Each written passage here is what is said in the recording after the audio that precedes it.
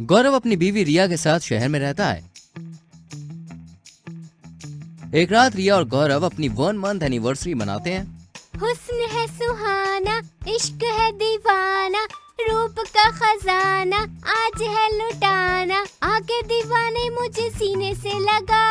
अरे गोरिया चुराना मेरा जिया, गोरिया चुराना मेरा जिया।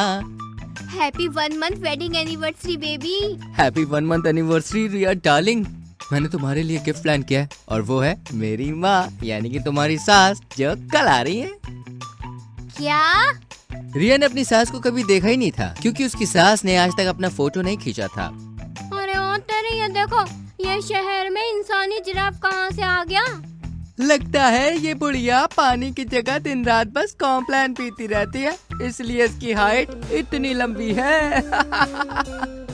अगले दिन जब रिया की सास छबीली आती है तभी उसकी लंबी हाइट देखकर कॉलोनी के सभी लोग दंग रह जाते हैं और उसका खूब मजाक उड़ाते हैं। छबीली जब घर पे आती है तो ओ लंबोलिका, क्यों आई हो मेरी छाती पर मूंग दलने?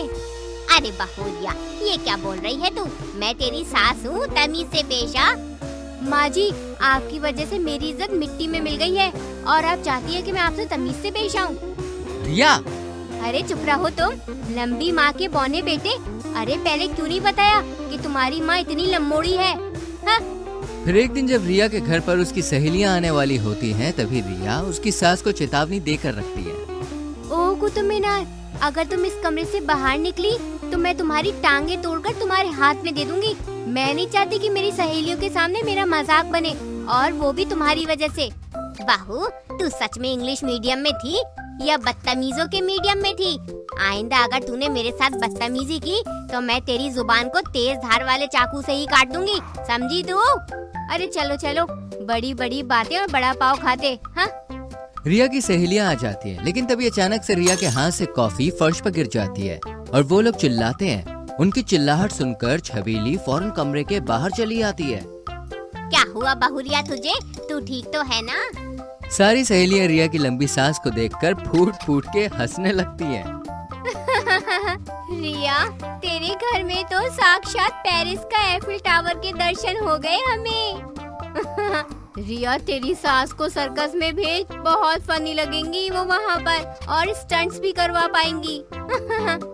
रिया, मुझे तो तुम पर बहुत तरस आ रहा है क्योंकि तुम तो अपनी इस लॉन्ग हाइटेड सास के सामने चींटी की समान लग रही हो। रिया की उसकी सहेलियों के सामने जम के बेइज्जती हो जाती है और उनके जाने के बाद रिया अपनी सास को खूब सुनाती है। मुझे नहीं पता, कल के कल आपको यहाँ से जाना होगा। जब से आई हो तब से मेरे नाक में दम करके रखा है। अरे हर कोई आपकी वजह से फ्री फंड में मेरी भी बेइज्जती करके जा रहा है। जाओ यहाँ से, लंबी चिमकांडी कहीं की। सास छबीली को रिया बहुत डांटती है, जिसके चलते अगले दिन सास अपना बैग पैक करके फिर से शहर से गाँव जाने के लिए निकलती है। लेकिन निकलने के बाद वो पीछे मुड़कर देखती है कि बिल्डिंग में अचानक से आग लग चुकी है, लेकिन ऊपर रिया और उसकी सहेलियां कमरे में बंद हो जाती हैं। ओह नो, ये क्या? ये दरवाजा बंद हो चुका है। अब हम क्या करेंगे रिया? हम 2nd फ्लोर से कूद भी तो नहीं सकते। लगता है अब हमारे ऊपर जाने का बुलावा आ चुका है। तीनों सहेलियां और रिया बालकनी में जाती है और अपनी बहू और उसकी सहेलियों को मदद के लिए चिल्लाते हुए देखकर सास छबीली बिल्कुल हैरान रह जाती है और वो तुरंत ही पास के पेड़ पर चढ़कर उन चारों को एक एक करके अपने कंधे पे बैठाकर उतारती है। उन चारों को बड़ी शर्मिंदगी महसूस होती है। माफ कर दो माँ जी, हमने आपका और आपकी लंबाई का बहुत मजाक उड़ाया और आखिर में आपकी हाइट के कारण ही हम चारों की जान बची। हमें भी माफ कर दो आंटी जी। हमें भी माफ कर दो आंटी जी। हमें भी माफ कर दीजिए आंटी जी। छबीली अपनी बहू को गले से लगाती है और उसे माफ करके सभी फिर से हंसी खुशी रहने लगते हैं।